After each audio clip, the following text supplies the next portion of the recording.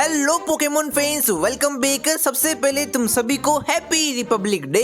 आज अपन बात करने वाले हैं एस केचम के बारे में। जैसा कि तुम्हें पता है 30वीं सालगिरह आने वाली है, उसको लेके स्पेकुलेशन रूमर आना शुरू हो चुके हैं कि एस आने वाला है इस बड़े स्पेशल अवसर पर। एंड मैंने मेरे सोर्सेस को बोल दिया है कोई भी कॉन्क्रीट इन्फॉर्मेशन मिले तो मुझे बता देना।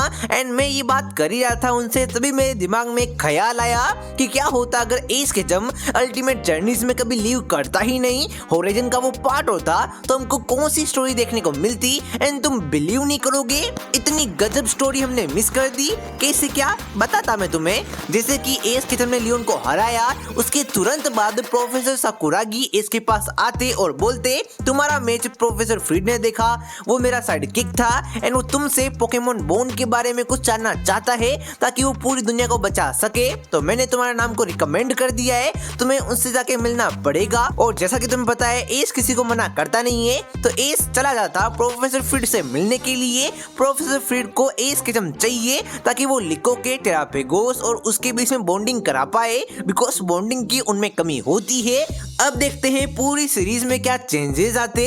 सबसे पहले इस सीरीज का कोर जो है ना वो मिस्ट्री प्लस लेगेसी होता। इसके आने के बाद लेगेसी जो है वो डेस्टिनी को मिल जाती। एस पास्ट का हीरो होता, लिकोरोई फ्यूचर के हीरो होते, चूजन वन होते एंड स्पॉटलाइट एस केचम ले लेता। पूरी सीरीज का मेन हिस्सा, मेन प्रोटेगनिस्ट एस केचम ही होता। एस केचम का रोल होता वेंडरिंग चैंपियन। एस अब पोकेमोन वर्ल्ड चैंपियन बन चुका है, रीजन में ट्रैवल कर रहा है, एंशिएंट पोकेमोन मिस्ट्री को इन्वेस्टिगेट कर रहा है। बिकॉज में पता है प्रोफेसर साकुरागी के वहां पे वो इन्वेस्टिगेशन करता था एंड यहाँ पे उसने लेवल अप कर दिया है। प्रोफेसर फ्रीड और उसकी क्रू के साथ में मिलके वो मिस्ट्रीज को सोल्व करेगा और सीक्रेटली वो लिकोरोई को गाइड करता है। वो टीचर नहीं है, वो एग्जाम्पल होता है कि मैं तुम्हें सिखाऊंगा नहीं, तुम्हें खुद सीखने का मौका दूंगा।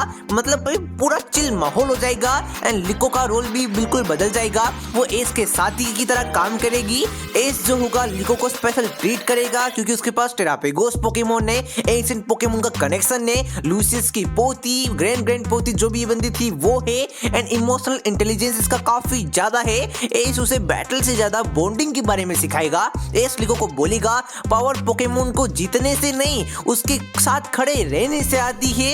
एंड भाई ऐसे धीरे धीरे लिको और एस का बॉन्ड भी डीप होता जाएगा और रोई की कहानी तो पूरी तरीके से बदल जाएगी। रोई एस का यंगर वर्जन की तरह काम करेगा। एस उसके अंदर अपने पुराने वाले वर्जन को देखता है जब उसने कैंटो में पैलेट टाउन में अपनी जर्नी को शुरू किया था। लेकिन छोटा सा डिफरेंस है कि रोई थोड़ा सा इंपल्सिव है, दैट्स व्हाई एस केचम रोई को अलग ट्रीट करेगा। वो इसको डिसिप्लिन सिखाएगा, स्ट्रेटेजी सिखाता एंड उसको लुकाडो की पावर को कंट्रोल करना सिखाता और रोई का ड्रीम पूरी तरीके से बदल जाता। रोई का ड्रीम होता मैं एस जैसा नहीं, एस से आगे जाना चाहूंगा। जैसे कि सोवेर का गोल था वो एस से भी आगे जाना चाहता था, उसी तरीके से रोई का गोल होता मुझे एस केचम से भी ज्यादा पावरफुल बनना है। यानी कि इन ए वे रोई के लिए एस केचम लियोन की तरह होता जैसे कि एस के लिए लियोन था। एंड यहाँ पर राइवल और सक्सेसर की एनर्जी हमको दिखाई जाती। एंड फ्रीड का रोल जो है मोस्ट इंपोर्टेंट होता। इसके आने के बाद फ्रीड का जो कैरेक्टर है वो साइड कैरेक्टर नहीं रहता, फ्रीड एस की बराबरी में आता।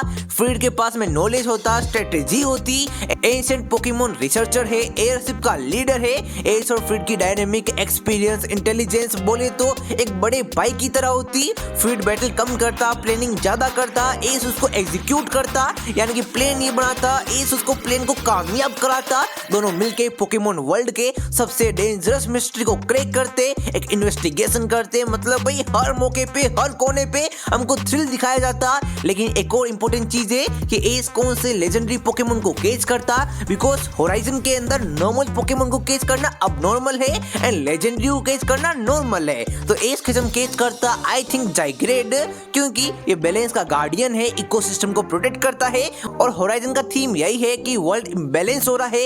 एस और उनके हीरोज को पूरे वर्ल्ड को बैलेंस दोबारा से करना है। तो जाइग्रेड और एस केचम एक साथ मिलके दुनिया को बचाते। जाइग्रेड एस को चूज करता लेकिन पोकेबॉल में कभी कैच नहीं करता। जैसे कि एलोला में उसके पास सुलगिलियो था लेकिन ऑफिशियली कैच नहीं किया, वैसे ही जाइग्रेड और एस केचम फ्रेंड होते।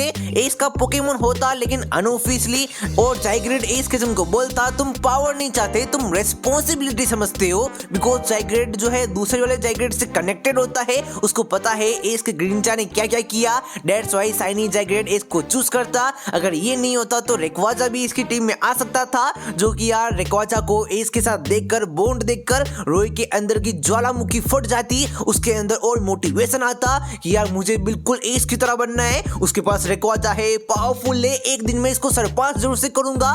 And final story line impact क्या होता, लिको जो है और फास्टर इमोशनली मैच्योर होती, रोय जो है रेकलेस से प्रॉपर मतलब एक तरीके से लीडर बन जाता, फ्रीड मास्टरमाइंड बन जाता, पोकेमोन वर्ल्ड का सबसे बड़ा खतरा एक साथ मिलके ये सोल्व करते। और एस केचम ये पूरी स्टोरी का हीरो नहीं, वो स्टोरी का रीजन होता। एंड तुम बोलोगे एंड में हमको क्या दिखाया जाता, तो एंड हमको इस तरीके से दिखा सकते थे जैसे कि एस फाइनल के मुकाबले में जाइग्रेड कंप्लीट फॉर्म का यूज करके वर्ल्ड में दोबारा से बैलेंस लेके आएगा। एस समझ जाएगा कि वर्ल्ड अब सेफ हैंड में है, मुझे रिटायर्ड होना पड़ेगा। एंड रिटायर्ड होते होते एस केचम अपनी आइकॉनिक कैप जो है रोय को दे देगा, ये इंडिकेट करते हुए एस का सफर खत्म होता है, रोय की जर्नी शुरू होती है।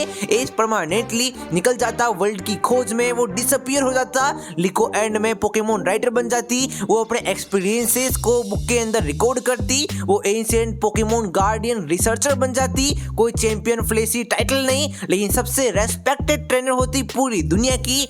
और रोय के बारे में बात करें तो रोय भी पोकेमोन मास्टर बनने के सफर में निकल जाता, फिनाले में वो रेक्वाजा से मुकाबला करता, बुरी तरीके से तो हार जाता, लेकिन उसके अंदर एक जोश होता कि मैं रेक्वाजा को एक दिन जरूर से हराऊंगा। यानी कि एस ने जिस तरीके से हो के साथ में जर्नी को शुरू किया, वैसे रोय जो है रेक्वाजा के साथ में जर्नी को शुरू करता। एंड में हमको यही दिखाया जाता, रोय की आखिरी लाइन होती, मैं बनूंगा सबसे पावरफुल ट्रेनर एस केचम की तरह। एंड फ्रीड के लिए हमको दिखाया जाता कि फ्रीड को पोकेमोन गवर्नमेंट वाले उसके काम के लिए उसको पोकेमोन पुलिस में एक स्पेशल डिपार्टमेंट दे देते हैं, जो कि पूरी दुनिया की रक्षा करते बुरे विलन से। वो ऐसे विलन से मुकाबला करते, हिडन विलन से मुकाबला करते। फ्रीड अपनी पूरी की पूरी न्यू गैंग बना लेता, जिसमें एस के कुछ पुराने कैरेक्टर भी होते।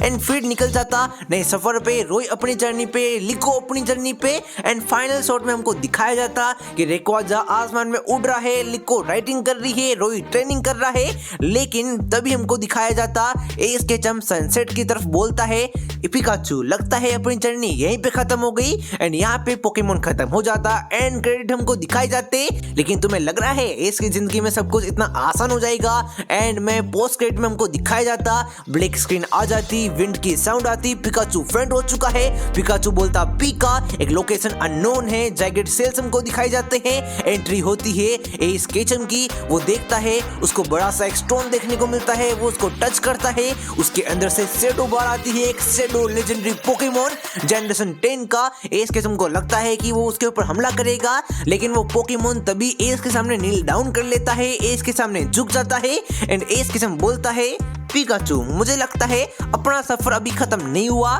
ये तो नई शुरुआत है। एंड में रिवील होता S Ketchum will return in generation 10। भाई यार एपिक लेवल स्टोरी लाइन हो जाती, एस होता तो फैंस को इंटरेस्ट भी आता। एंड अगले वीडियो का टॉपिक बता देना तुम्हें किस पे चाहिए। Bye bye.